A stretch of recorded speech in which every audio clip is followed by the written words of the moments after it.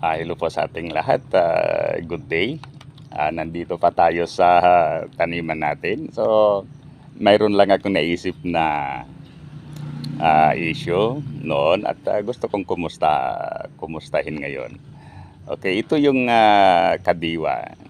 Kasi sinasabi na ang mga kadiwa store ay marami daw na itutulong yan na mga sa mga Pilipino dahil ang mga presyo ng mga produkto ay mura sa mga stores na yan, Ngunit sa ngayon, noon ang daming balita tungkol dito.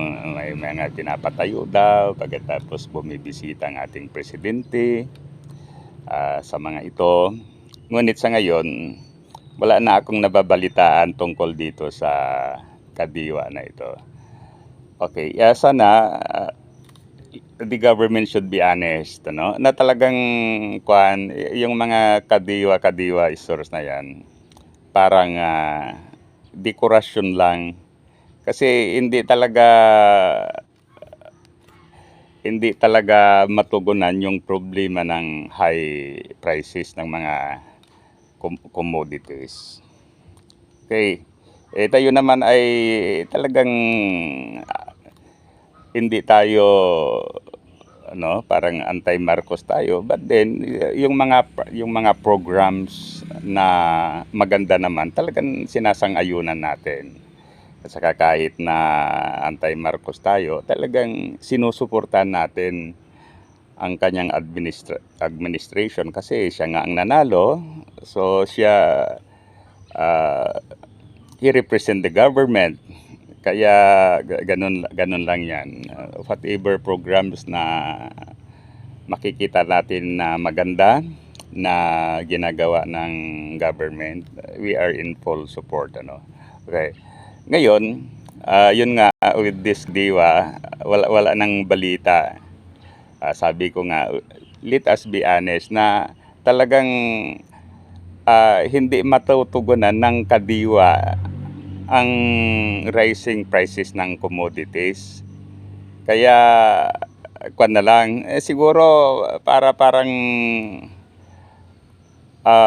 mag-concentrate na lang sila sa mga paraan, halimbawa sa Department of Agriculture para matulungan yung farmers.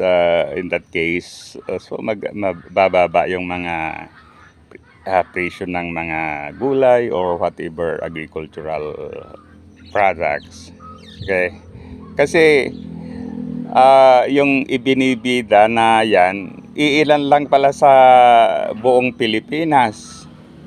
Okay, tinitignan ko yung mga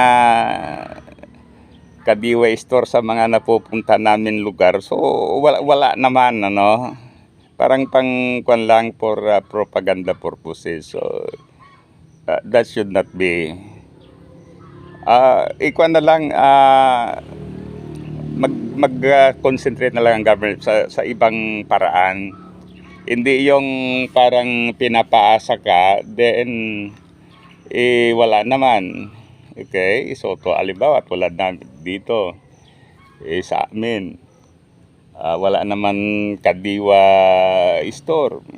Kung mayroon man, baka sa malayong lugar, pupunta ka pa doon na bibili. So hindi na, kaya na lang siguro ini-stop na rin kasi wala nang balita tungkol dito, So yan, muli thank you. Sana i-like at saka subscribe sa ating YouTube channel. Mabuhay tayong mga Pilipino.